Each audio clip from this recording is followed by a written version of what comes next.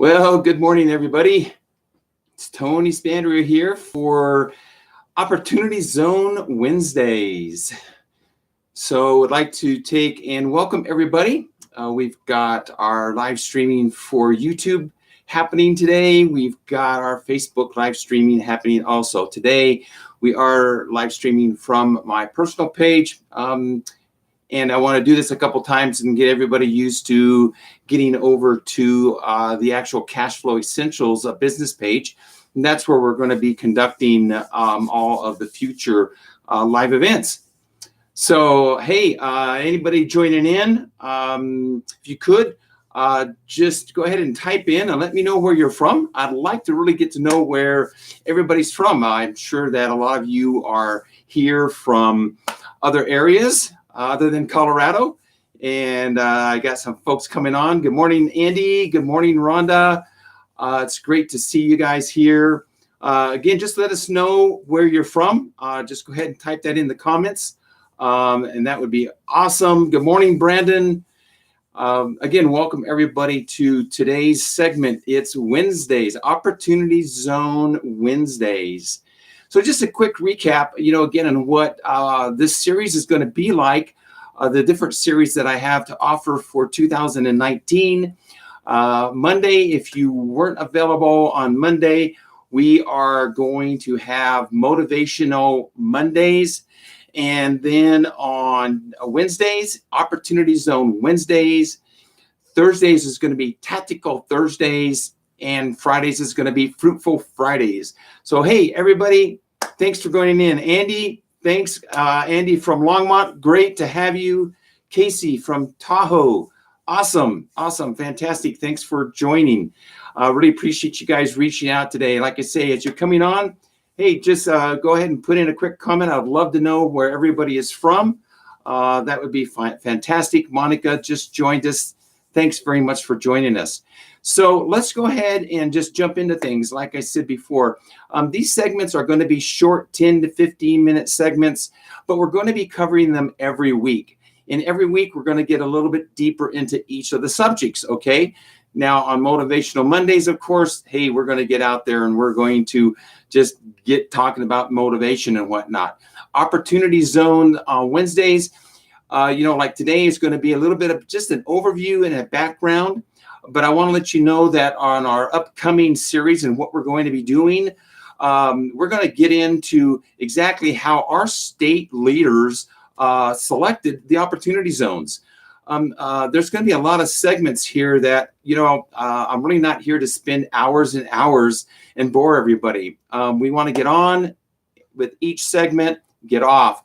So next week, and let me give you this breakdown for the opportunity zones so that you know what we're going to be doing. And again, guys, let me know where you're coming on from. Whereabouts are you here in our, whether you're in the state of Colorado or you're out of state, please let us know. Give me comments. Would appreciate that. But anyway, so next week we're going to be talking about on the opportunity zones of how our state leaders went about to selecting the different opportunity zones that are now available. Also, then the following weeks we're going to get into the details of how this program works.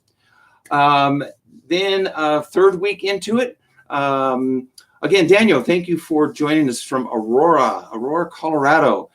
And third week's going to be 1031 versus the opportunity zones. So we're actually going to get into, and I want to discuss for everybody that's interested in opportunity zones is let's take a look at the 1031 versus the opportunity zones. Okay, I think there's some pros and cons to both, and I don't want to sit here and favor one way or another.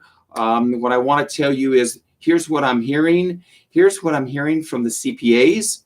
Here's what I'm hearing from attorneys, and let you guys make that judgment call. But I think the important thing here is making everybody aware of everything that's going on with the opportunity zones. Hey, this may fit your bucket list and it may not. So let's get out and let's discuss that. Okay. The next thing is going to be is that how's all this being implemented? And there's a lot of things going on out there. Next, which will be like week number 4 or 5, I want to discuss the examples. I want to be able to show clear-cut examples, because there's a lot of little tweaks and twerks to this whole thing that everybody needs to be aware of, okay? And then, a little bit about the proposed regulations that are out there. So we're going to be discussing that. Then, like I say, then on Tactical Thursdays, hey, we're going to get in, and each week we're going to be talking about, now, we just recently closed on a flip last Friday. We've already started the demo. What I want to do on Tactical Thursdays is that let's take an example like a fix and flip.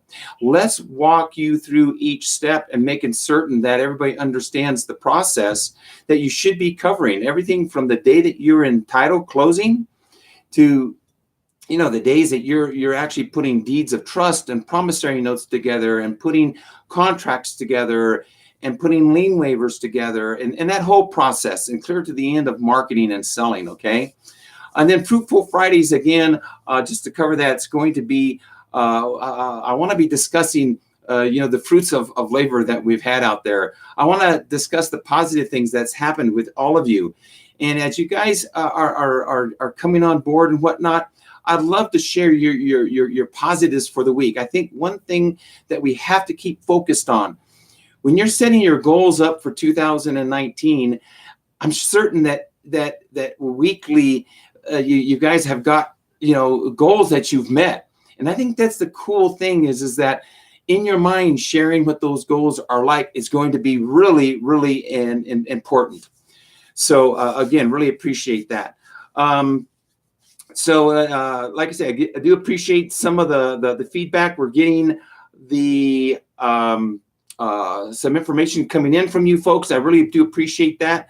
I'll try to answer what I can in the segment in the time that we have here, okay? And then if at all possible, I'll get those answered, and if not, I'll definitely respond to you guys. So let's just go ahead and jump in here, and let's just get started, okay? So the Opportunity Zone was introduced as an Opportunity Act, and that program was actually enacted in 2017. Now, that was part of what's called the Tax Cut and Job Acts, okay? And so the program was designed to really kind of draw some long-term capitals, or capital investments into the rural and the low-income urban communities. And that's throughout the nation. And, and the use of these tax cuts were out there to really try to get some tax incentives and to encourage private investments to come in and impact these areas and bring them about. So that's kind of a basic overview. Now, a little bit of background about this, and then a lot of people don't know, is that this concept, okay, it was actually introduced in 2015.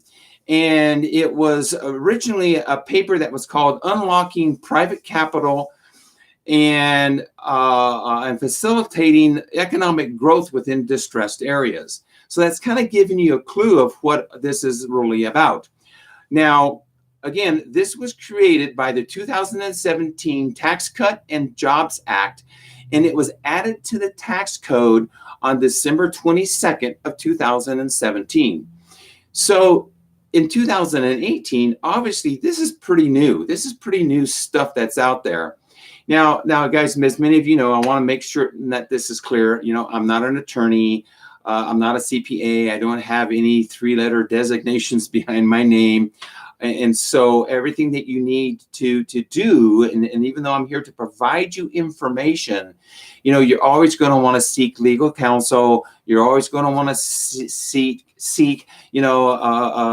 maybe an enrolled agent that really is there to provide a tax services or a CPA. So I think that's really important that you do that, okay? But moving on. So anyway, so Congress took together and they all got together and they designed this new law to provide all these benefits and encouragement to invest in certain distressed communities, okay? So you say, well, how did this how did this all come about as far as getting this stuff and identifying these opportunity zones. Okay, so what they did is that the IRS went out to all 50 states.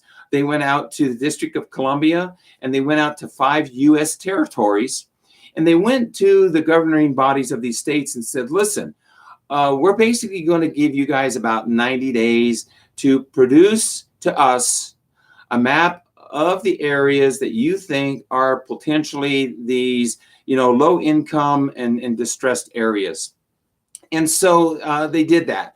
Now, one of the things that I will do here once we get done with the recording today is if you come back and follow this segment, okay, I'm going to put a link here on this post. I'm going to put a link out to where you can go find this map. Now, this map is very succinct. It's very clear. Basically, there are over 8,700, that's right, 8,700 communities in, again, all 50 states, okay, within the District of Columbia and 5 U.S. territories that they have identified as what's called the opportunity zones, okay? Now, again, these opportunity zones, and there's a lot of things that, people are calling them qualified opportunity zones. They're calling them AWS for opportunity zones. There's lots of acronyms that are being thrown out there and whatnot that we all can get used to over time, okay? But when you go into these areas, and I'm telling you, wherever you're at, so, for instance, Andy, you're in Longmont, and Daniel, you're in Aurora. Brandon, you said that you're out on your way off to Hawaii and you're going to watch this video later. Casey, you're up in Tahoe. And again, I know some of the people that have joined us. Rhonda, I very much know you. And Rhonda, I know that you're in Florida. So get on to the map that I'm going to give you the link to, and you can drill in. Now, this map literally drills into, you're going to see your boundaries. You're going to see the streets, the avenues. You're going to see this map of where these opportunity zones are. Okay, so good enough with that. That's a background about that. Well, now next is that let's not get in too much of a hurry here, people, because on October 18th of last year of 2018, okay, the Congress, and IRS, the Treasury, we got together, and they actually put out a proposed tax regulation. Now, nothing has been solidified yet, okay? They actually reached out and they said, to the general public, hey, we want to have you folks submit comments. Because basically what's going to happen is on January 10th of 2019, they're going to convene and they're going to look at basically 150 comments that have been, submitted. And even myself, as I listen to a number of attorneys and CPAs, and they're out there, you can go out on YouTube. And I highly recommend go out to YouTube, do a search. And by the way, while you're out on YouTube, hey, subscribe to my channel, okay? Just do a search for Tony Spandrio and subscribe to my channel. So that way you can see these. These are all recorded, and we're just going to start growing this series. But if you go out to YouTube and you can put in opportunity zones, okay, and you can search and you can find out a lot of things that are being proposed. And I want to say that the interesting fact is that what happened on January 10th, guys, isn't the government still shut down? Last I heard last night it was, okay? So I think that's what's huge is that, okay, Congress hasn't reconvened to meet to look at these 150 comments. So at this point in time, we're sitting out here with this whole legislation that's been put out about the opportunity zones. And a lot of people are getting the jump on it. Well, let's say they are getting a jump on it. To what degree? Because there's still a lot of unanswered questions. So if you as an investor are thinking about, man, we're going to jump into this opportunity zone.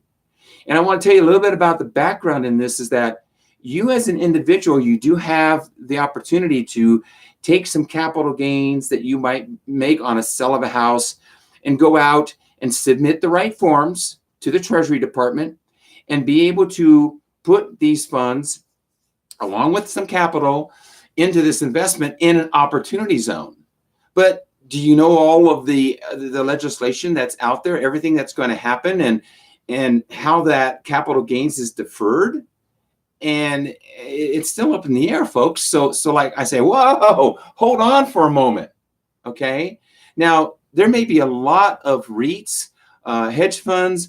There may be a lot of individuals that are creating what's called an